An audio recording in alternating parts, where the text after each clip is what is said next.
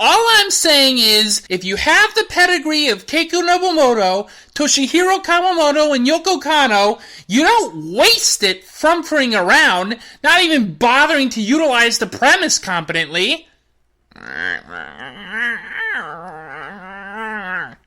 Well, yeah, Blue was cool. I like the human characters too, but... General Fitzgibbon, we've been waiting here for a while. Oh, I'm sorry. How long have you been waiting? A little over a month. Ah, shit. Wait, you've just been in there for over a month? I went on vacation! We're on alert here, sir. That ship is still out there.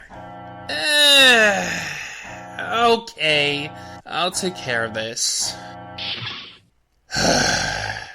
Fuck. Look, we'll get back to this another time. I have to go do everything again, as usual. So, Cassis, right? From, what? Zeal? Zwell. So, Cassis from Zwell. What is it that you wanted? I want you to do a review, actually. What? You came here for that? Rolled up on us with your big new airship, sat here for a month to make an anime review request? Dude! Email, Twitter, private messages... I have a Patreon too, you know. I like to negotiate from a place of power. Well, look. I'm starting a new season of my show, so sure, why not? I'll do a review for you. Let me guess. Last Exile.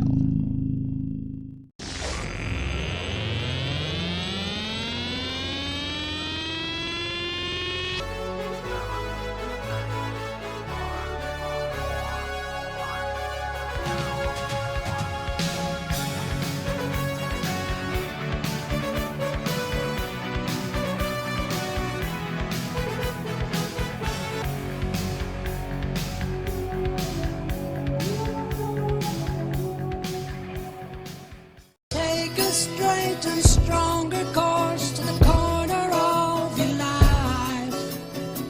Make the White Queen run so fast. Hey, welcome to another season of Otaku Evolution. I'm your host, Mike, Penguin Truth, and while today's request comes from an unusual source, I did plan on reviewing this series eventually. Like this smug bastard, I too have a thing for airships. And what anime celebrates giant fantasy airships and their bullshit technology like Studio Gonzo's Last Exile? It's the perfect anime to ignite the third season of this show. I'm pleased that you approve, though airships are hardly the only reason I enjoy this series. It has a pure adoration for flight in itself and the story of redemption and coming of age that... Whoa! Leave the reviewing to me, you royal putz. When it comes to anime, I'm in charge here, but you have a point. There's a lot to like about this show. Last Exile is an anime that is a collaboration between Koichi Chigira, Renji Murata, and Mahiro Maeda, who previously worked together on Blue Submarine No. 6. Like that OVA, this 26-episode series combines traditional two-dimensional animation with CG machines in motion. It takes place in a world called Prester, which is split into two countries, Anatare and Dissith, who are locked in a long-standing war overseen by the mysterious faction called the Guild. The nations are separated by a powerful airstream called the Grand Stream that's hard to penetrate, and many have perished attempting it. Our central characters are Klaus Valka and Lavi Head, two couriers from Anatare who fly assignments in their compact aircraft called a vanship. The messenger missions are labeled by the stars on the rod containers with the documents in them. The more stars, the harder the assignment. Not having much to their names but their vanship, and orphaned at an early age, the two close friends have to fly for a living, which they enjoy, but their circumstances have also given them a little bit of a chip on their shoulders, and an intolerance for the haughty. I don't expect a kid to understand our nation's respect for the tradition of chivalry, nor do I expect a vanship pilot to. But we do understand it! Listen, you! When's the last time hunger prevented you from sleeping at night? You can just screw your stupid chivalry! Screw it! Klaus and Lavi compete in vanship races in their spare time, and nearly win against the best when they're interrupted by a crashing vanship. When they detour to investigate, they find that a courier was attempting to deliver a message and a very special package. A young girl named Alvis, or Al. Both the pilot and Al's caretaker die, and Klaus decides to carry out his mission and deliver Al. But they're being chased by the Guild, who also want Al. However, before the Guild craft can take Al, it's taken out by the man, the myth, the legend, Captain Harlock! Alex Rowe. Yeah, totally different guy. The two find themselves aboard Alex's ship, the Sylvana, where they insist on continuing to protect Alvis. Rowe and the crew reluctantly accept them, though the Sylvana's ace pilot Tatiana Wisla cops a total attitude about their amateur status. She pilots a custom-red vanship, so you know she's got that thing going 3 times faster. Lavi has plenty of attitude of her own, though. Get away from us! I don't want a single one of you to touch our vanship! I don't care how often it breaks or how bad it looks! This is our vanship and you can't come near it!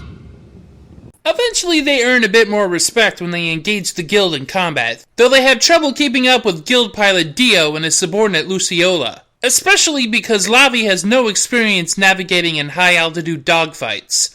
Fortunately, Dio enjoys toying with his prey even more than vanquishing them. After seeing Klaus's moves, Dio takes an intense interest in our heroes, basically stalking them and crowbarring himself into their lives out of curiosity. Frankly, Dio's pretty annoying most of the time. What's the matter?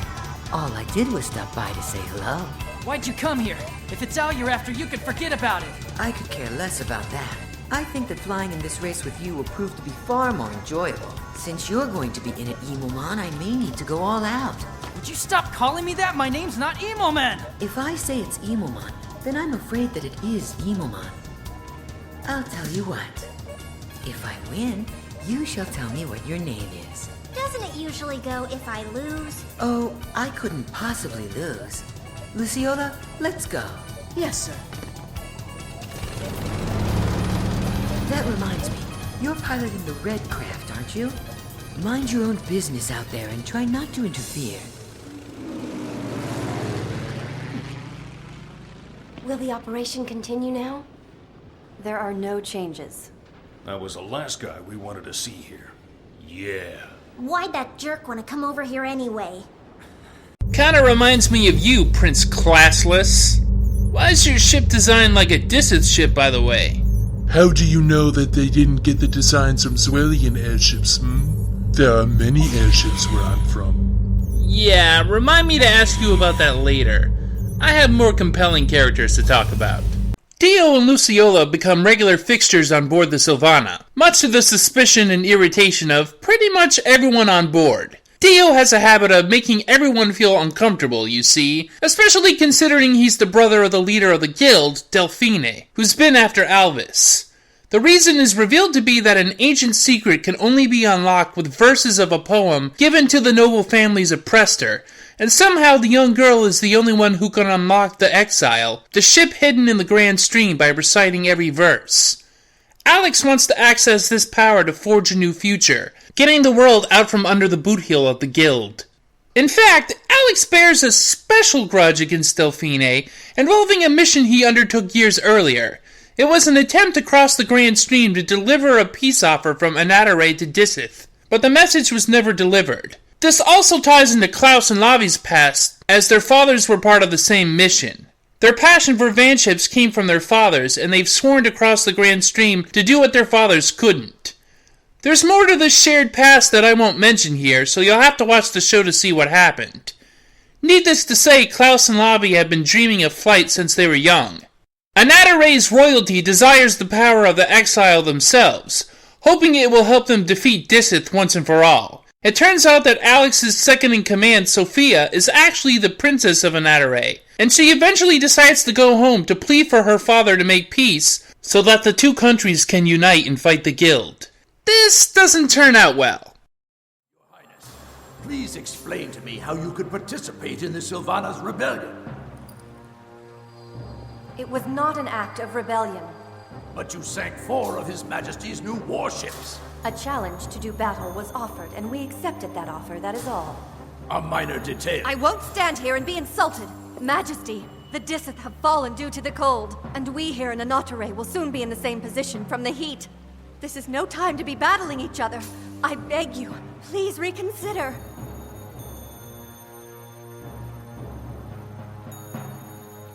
I've listened to your request. As your father, I'm pleased that you are concerned for the people. I'm glad that you bear a kind heart. Majesty. However, there is only enough water for 1 in the well that you would have us hand over. It's my duty as a king to secure that water for all the people of this country. Sophia, the blame for your misconduct rests solely on the shoulders of your father. Majesty. Take her to the tower. No, Father, wait! Don't do this! Fortunately for Sophia, there's more than a little dissension in the ranks, including, I guess, this Prime Minister guy that's always been close with her. He confronts the king and the two... well, let's just say that Princess Sophia is soon crowned Queen Sophia, with a treaty having been reached between Anatare and Disith after years of fighting. However, Delphine is none too pleased at this arrangement and declares her intentions via... flower petals. This also has the effect of freaking out Dio because it reminds him he has a coming-of-age ceremony he wants to avoid at all costs. Wanting to claim both Al and Dio in one fell swoop, Delphine comes to stake her claim on the Sylvana. Just what have you been up to? Who is this person, Dio? What's the matter? Dio's so happy to see me that words fail him. Help me, Klaus! Hey, let her... Disrespect will not be tolerated, young man. She is the Maestro Delphine. You mean that you're... You took so long to come home, I came to get you. How did you get here? This world's mine, it belongs to me. So I can go wherever I wish, whenever I wish. Isn't that right, Cicada? Yes, Maestro. And now this ship belongs to me as well. Right, Luciola? Yes, milady. Luciola. Well, Dio, it looks like you've matured quite a bit since I last saw you.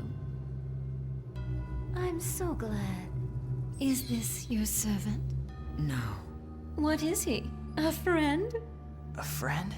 Dio and I are. I'm surprised, that's all. Dio's never had a friend before. Oh, I know. We'll have you come to the guild for a nice little visit. No way, not... him. Oof. Things are getting awfully tense in the show. I don't want to give away the plot in its entirety, though, so let's shift topics to something brighter and cheerier. Like, I don't know, what about strange giant birds that the people of the show's world raise and race? They could probably even be ridden, and they exist in a world full of dodgy CG, giant airships, vaguely industrial-age technology combined with magic-ish power sources, and European-ish music. Seems very... familiar.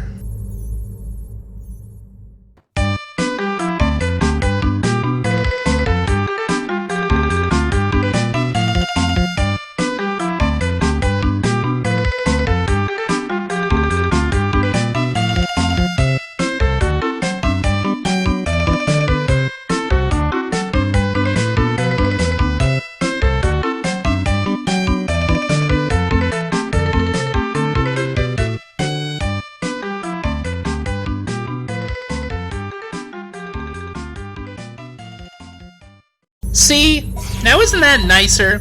I'm not kidding, I had a Final Fantasy vibe from this show from the very beginning. Not sure where all the grinding would be done, though. Maybe you level up from courier missions. I don't know. Honestly, I haven't played an FF game regularly in several years. Remind me to review Legend of the Crystals or Unlimited at some point. I think you'd regret it. That's alright. You'd be surprised the sort of pain I can absorb. And that's why Rebuild 3.33 is the worst thing to ever bear the Evangelion name! Well, I personally found it to be a bold and inventive film, highlighting the significance of Shinji's harmfully codependent personality. Glasses guy, prepare to fire. Sir, I don't think that's... Shut up, glasses guy! I give the orders around here. Sir, I have a name. It's not my job to know your name, glasses guy. It's your job to know mine. And my name is fucking Boss. So fire the missiles at this man with no taste. But, General, sir, missiles, that's a bit much. Why don't you just return to reviewing Last Exile, I need to get back to Swell to refuel this ship soon. Oh, we're back? Ah, okay then. Last Exile.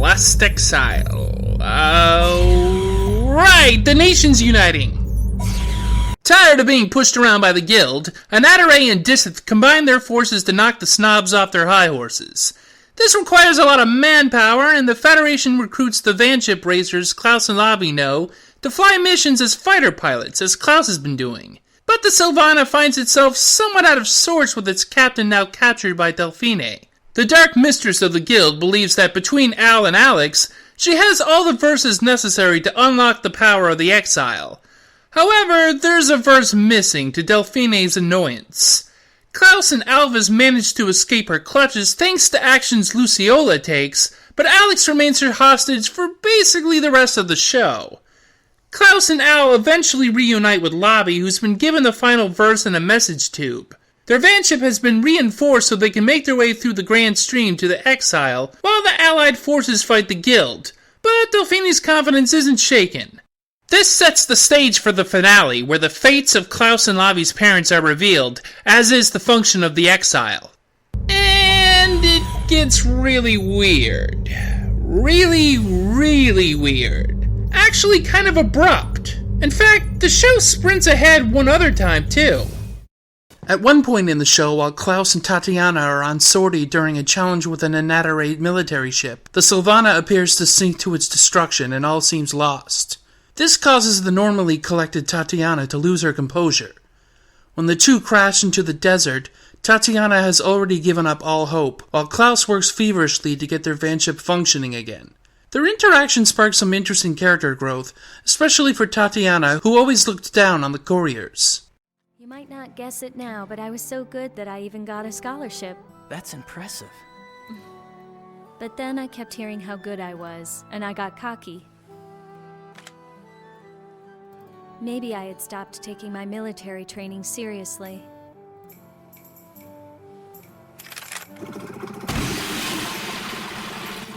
Or maybe it's just that abandoned nobles are always going to be abandoned no matter where they go. Miss Tatiana. What is it? Back in the little town that Lavi and I both grew up in, our fathers were both vanship pilots. Oh? But when they tried to deliver a peace proposal to the Disith... Huh? Hamilcar Valka? So you've heard of my father before? There's not a vanship pilot alive who hasn't heard of their names. Hamilcar Valka and George Head. Lavi and I made a promise to each other that someday we're gonna go there together. Though they get the vanship up and running eventually, they come upon Disith escape vessels, because suddenly Disith is uninhabitable, and they've come to stake a claim in Anatare for the survivors of a great climate disaster on their side of Prester. This happens without any foreshadowing, as does the takeover of Klaus and Lavi's hometown, which just goes glossed over at the end of a flashback episode that comes next. I'm reminded of the Vision of Escaflowne, which felt like it was intended to have more episodes than it did, because it rushed to the finish line without any proper pacing. And Last Exile does this both in the middle and at the end, which does dampen some of the catharsis. Not as much of a catharsis-stealing mess as Rebuild 3.33 though. Come now, we've already been over this. It's part of a 4-movie series. You cannot have catharsis until the final act of— Don't lecture me on dramatic structure, Prince Asses! I'm a damn writer, and while part of a greater whole, the first 2 movies had their own internal structure that stood on their own. The third one is just a bluster of floating ideas and overworked premises from the original work, tossed at the viewer in a vain attempt to seem contemplative. Sir, what about Last Exile? Quite right, Glasses Guy. Let's talk about the big highlight of the series. Aerial domination! There are distinct differences between the Anatare airships and the Disith ones. Most of the former seem overtly militaristic as Western viewers would understand it. Boxy and green, covered in cannons. The Disith ship seems more curved and maneuverable, looking somewhat like abstract art. Their cannons are mostly on the bottom as they arrive through the grand stream from above. And the Guild have the most versatile and alien-looking craft, with a touch of artistic flourishes and regalness to them. The Guild ship's interiors are starkly clean and extremely lit, creating the sort of uncomfortable sterility you only get with being in an Apple store. But whichever kind of ship, I love to see them in action, especially the van ship zipping around. As I mentioned, the CGI in this show sticks out like a sore thumb, but somehow I don't find it unnatural or distracting. It has kind of a dated charm to it. I always feel enthralled by the action and its adherence to some legitimate aerial movements, and also some hot dogging.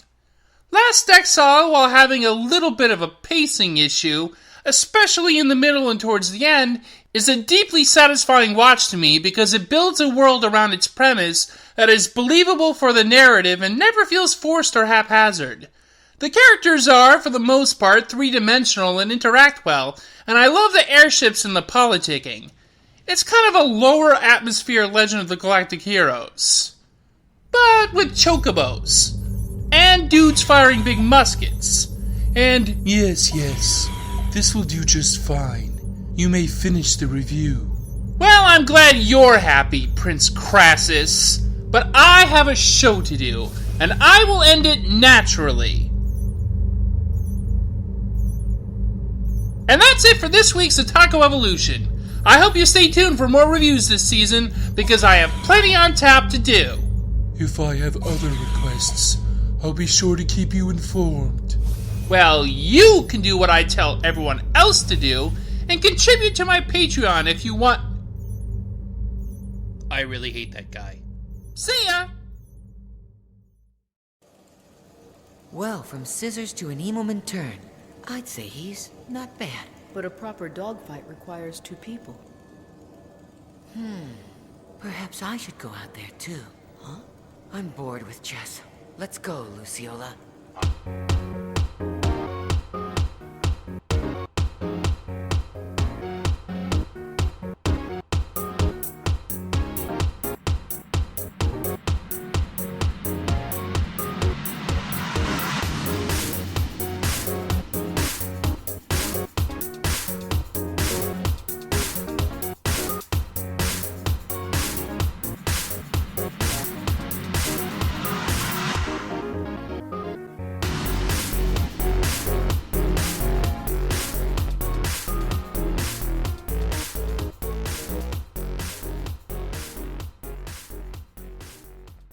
Well, this is enough bullshit for now. I have stuff to do elsewhere, so... Whoa, hey, General! There's a message in our data cache that I think that ship sent us. Huh? Message? What is it? Well, whoa, it just says one word. Topa. Topa? Huh. Weird. I'll suss it out later. Radical! See, Glasses Guy? Quiet chick? You should be more like long-haired dude. I can't believe I went to school for this.